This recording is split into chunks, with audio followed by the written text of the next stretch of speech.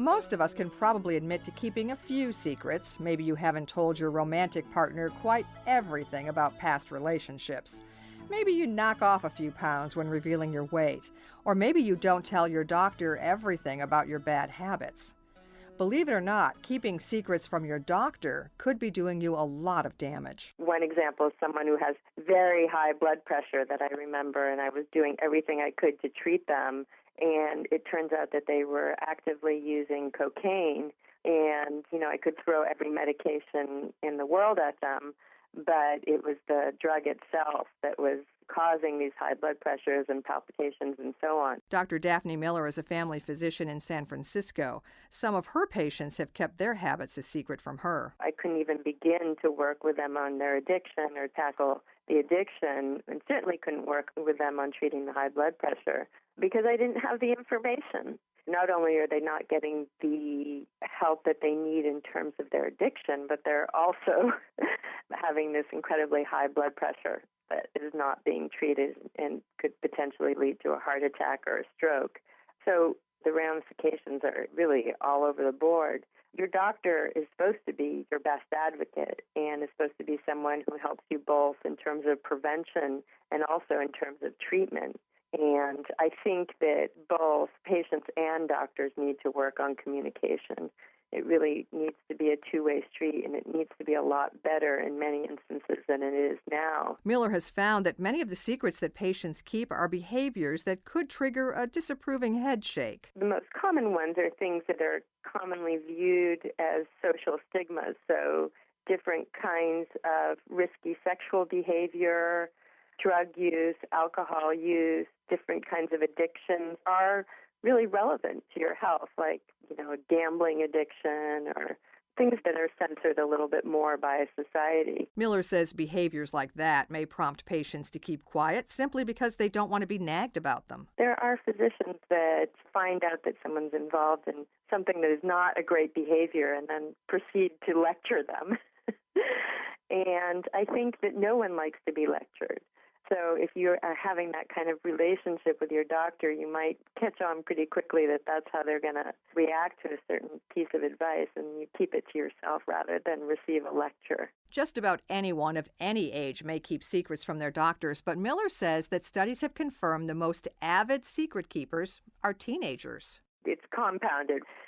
Teenager, you're sort of up sometimes to more mischievous behavior than most adults, and on top of it, you have this adult figure who's sitting there and grilling you.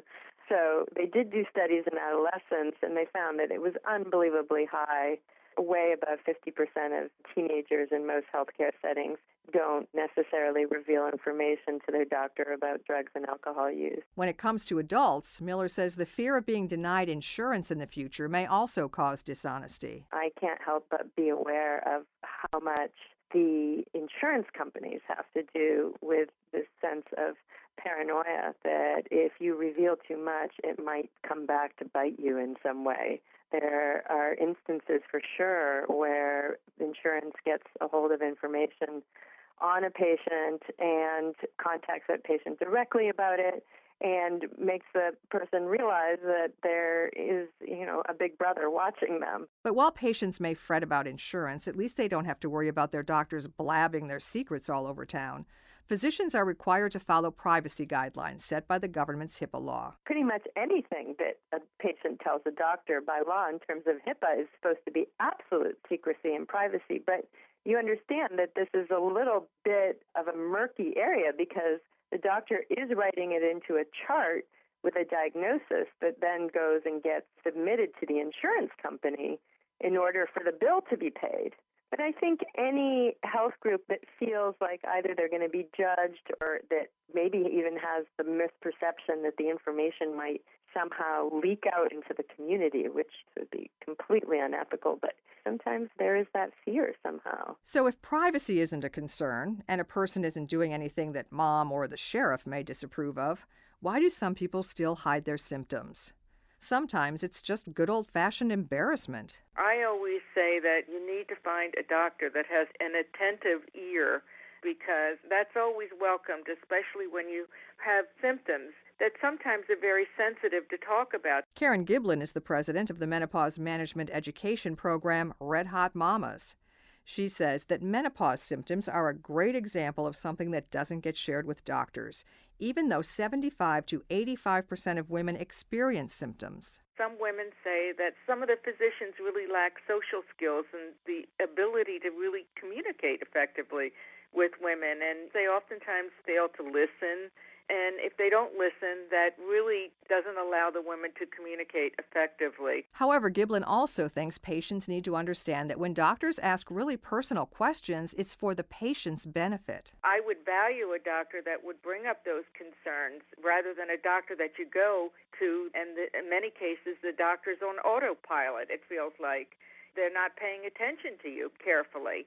But it seems like a doctor that would bring up those health issues is a very valuable resource, because you don't want to find a clinician that's not paying attention carefully to your health behaviors.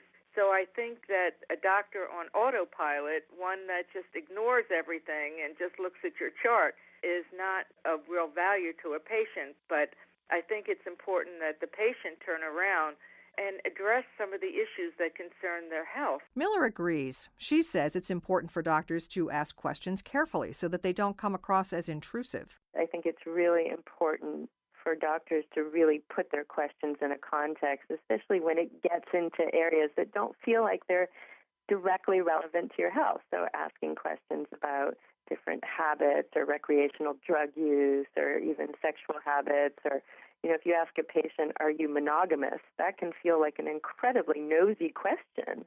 But if you explain, I'm trying to understand what your sexual habits are, because people who are having relationships outside their marriage are sometimes more at risk for sexually transmitted infections, then it puts your question in a context and you're not just a nosy doctor anymore. That may make it challenging to be secret-free, but Miller says being honest with your doctor may be the only way you get the treatment you really need.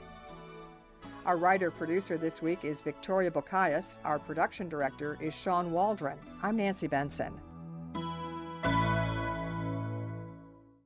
Eating healthy is an important part of cancer treatment recovery. The American Institute for Cancer Research recommends a plant-based diet and maintaining a healthy body weight, which may reduce the risk of certain cancers. That's why for National Nutrition Month, Cancer Treatment Centers of America at Midwestern Regional Medical Center in suburban Chicago suggest 10 healthy food substitution tips to spring clean your recipes. Registered oncology dietitian Amy Musselman from CTCA shares. Move to leaner meats like chicken, fish, and turkey. Use veggies like cauliflower in place of main ingredients. Freeze fruits like grapes and bananas for dessert instead of ice cream. Replace refined flours in baked goods with whole grains, beans, or starches. Limit added sugars and reduce empty calories in juices and alcohol by substituting flavored waters and tea. Musselman says a plant-based diet may also improve energy and help with weight maintenance. Find out more about nutritional support for cancer patients from Cancer Treatment Centers of America at cancercenter.com.